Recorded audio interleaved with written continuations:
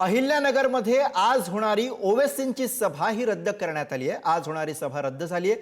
9 ऑक्टोबरला आता सभा घेण्याचा निर्णय एमआयएमने घेतलाय। अहिल्यानगरमधील तणावपूर्ण परिस्थितीमुळे हा निर्णय घेण्यात आला आहे।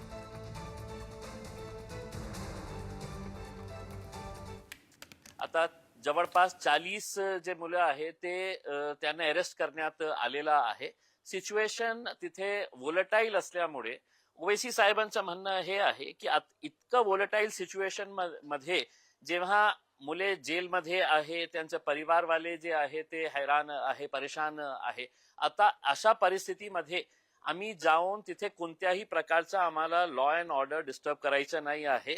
आम्ही पीसफुल पद्धतीने तिथे जाऊन आमचं जे मत मांडायचं आहे ते मांडणार होते।